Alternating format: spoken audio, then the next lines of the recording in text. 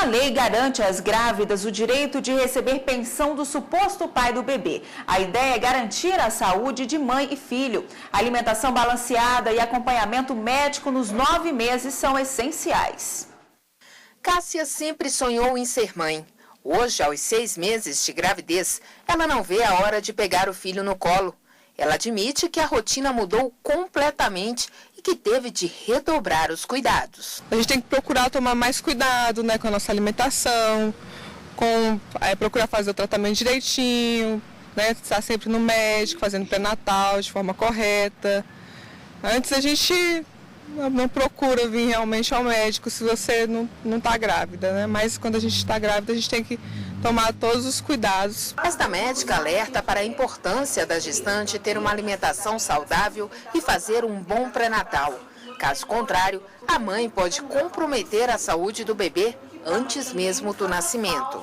Digamos que seja uma mãe que come muito fast food, que não gosta muito de salada, não gosta de frutas, não come carne adequadamente, às vezes ela pode ter uma deficiência de ácido fólico, que é a vitamina B9, e que é uma vitamina bastante importante para o desenvolvimento do sistema nervoso do bebê.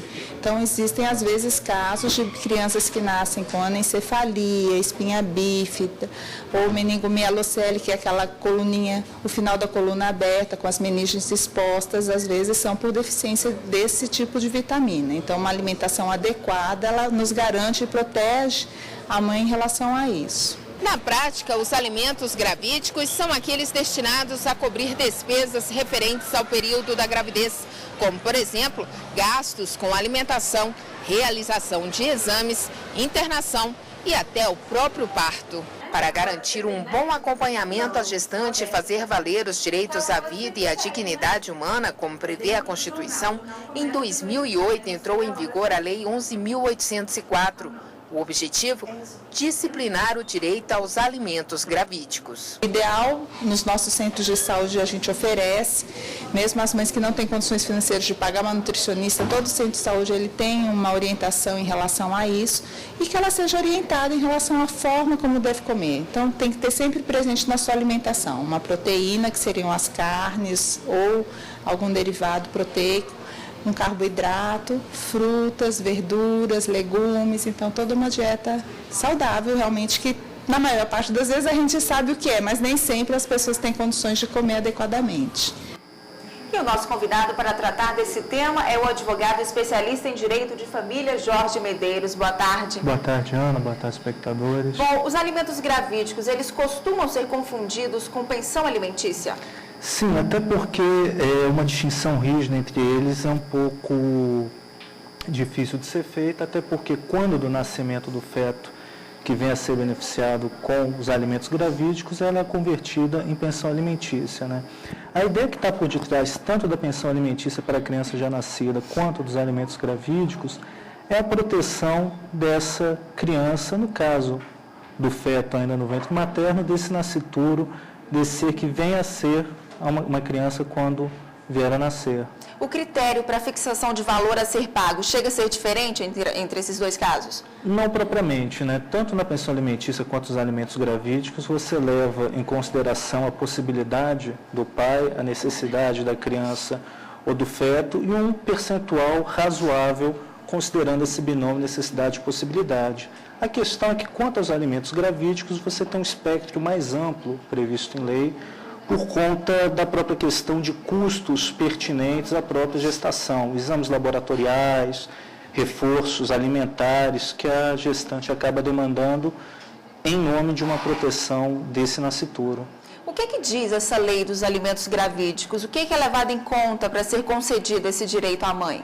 O principal ponto são os indícios de paternidade e, nesse tocante, a lei ela é propositalmente aberta, né? Porque são questões que apenas nas especificidades do caso concreto é possível de ser aferida. Há um precedente bastante interessante na jurisdição no âmbito jurisdicional do Tribunal de Justiça da Paraíba, em que esses indícios de paternidade foram feridos por conta de uma troca de e-mails. Havia provas testemunhais de um relacionamento afetivo entre a gestante e o suposto pai, e, além disso, havia uma troca de e-mails com intimidades, trocas típicas de um relacionamento que ajudaram o juiz a embasar e falar, olha, considerando o período em que provavelmente se deu o início da gestação, considerando-se a data da troca desses e-mails que demonstra a existência de um relacionamento entre a gestante e esse suposto pai, há um indício de que ele é o pai. Né? Que isso é uma forma de evitar exames traumáticos, perigosos, para que você possa constatar uma similitude genética entre o suposto pai e o feto ainda. Pois é, então na prática, para a gestante poder pleitear esse direito, ela sempre tem que ter uma testemunha, uma prova? Isso, algum elemento que demonstre esse indício, né? Que evidentemente não há um rol exaustivo prévio, depende da especificidade do caso. Bom, e a nossa equipe foi às ruas conferir as dúvidas da população sobre esse assunto. Vamos ver então a primeira pergunta. Meu nome é Kira Pagas, eu sou estudante de biomedicina e eu gostaria de fazer uma pergunta sobre a pensão alimentícia. Se em caso de pais separados, o pai é obrigado a pagar a pensão alimentícia ainda a criança estando na barriga da mãe. E então, o pai é obrigado a pagar essa pensão antes do bebê nascer? Sim, nesse caso, os alimentos gravídicos, em que, junto com outros dispositivos do próprio Código Civil, há uma presunção, inclusive legal, de que esse ex-cônjuge que veio até essa separação de fato, ele é, por suposição legal, o pai dessa criança, pode sim, essa gestante, pleitear esses alimentos gravídicos com base na 11.804, então, os dispositivos do Código Civil. Então, mesmo um suposto pai, ele tem, então, o dever de arcar com essas despesas. Sim. Tem que ser solicitado na justiça pela mãe. É sempre assim? Sempre na justiça que ela tem que pedir esse direito? Não havendo, evidentemente, um acordo feito entre as partes, né, o caminho segura a justiça. E o suposto pai, ele pode contestar esse pedido? Sim, ele pode afastar a existência desses indícios. Mas ainda assim tem que ir pagando, enquanto não sai um veredito final. Sim, usualmente o juiz vai deferir de maneira cautelar esses alimentos, né? Mas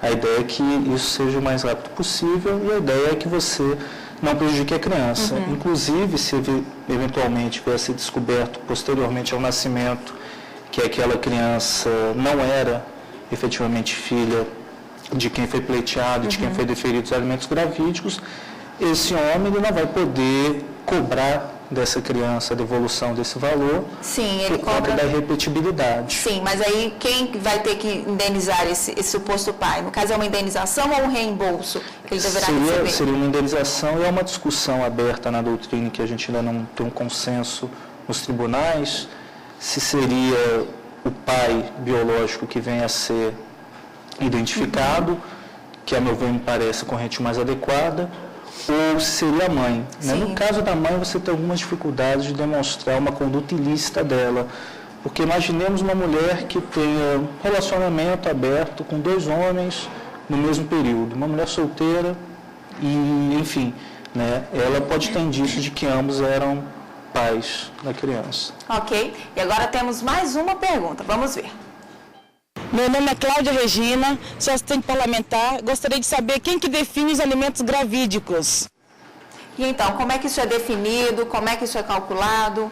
Então, isso é, obviamente, o juiz, no caso concreto, considerando esse binômio, necessidade do feto, possibilidade do pai, levando em consideração esses gastos necessários para o período gestacional. Né? Por exemplo, isso reflete na ideia de que vai ter que ser feito exames, por exemplo, de ultrassonografia. Havendo uma condição econômica melhor do pai, você pode, por exemplo, pleitear aquele ARC com uma ultrassonografia em 3D, que não é algo principalmente necessário, mas dá uma segurança melhor. Não havendo essa condição econômica do pai, ele teria que arcar apenas com os exames de ultrassom normais, típicos, né? Ok, vamos ouvir mais uma pergunta gravada nas ruas. Meu nome é Maria Feitosa, sou autônoma. Gostaria de saber se tem um valor específico para esses alimentos.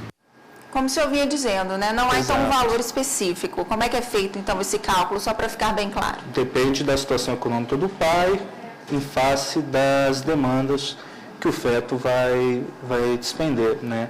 Evidente que tendo uma maior condição econômica do pai, do genitor, esse valor vai ser elevado, né? Logicamente que o valor também não pode chegar a um ponto de evitar a própria subsistência do pai, né? E isso, na complexidade do caso concreto, que o juiz pondera esses elementos para fixar um valor.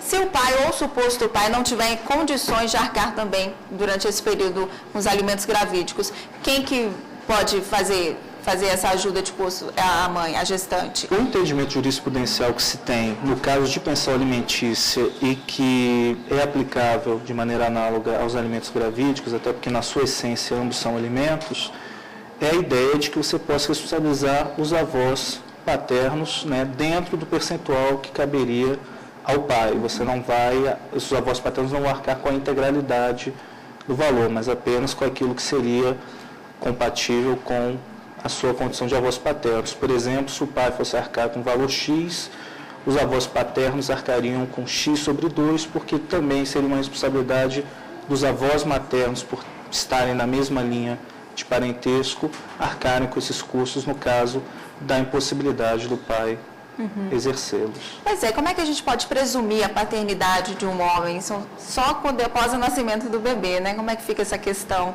Nós temos as presunções legais, né, que, por exemplo, poderiam ser aplicados no caso que a telespectadora mencionou, do casal que vivia junto, a moça engravidou e eles acabaram se separando, é um caso muito mais tranquilo, mas são elementos de cotidiano que demonstrem a existência de uma relação. À época, algumas críticas um pouco indevidas à lei mencionavam que isso vai abrir brechas para golpes e situações do tipo, o que é falso, né? Não é simplesmente uma questão de a mulher alegar que teve um relacionamento que poderia ter resultado na gravidez, tem que trazer outros elementos que demonstrem essa existência de um grau de intimidade, de um grau de relacionamento que possa resultar nessa relação. Doutor, muito obrigada pela sua entrevista, pela participação. Tenha uma ótima tarde.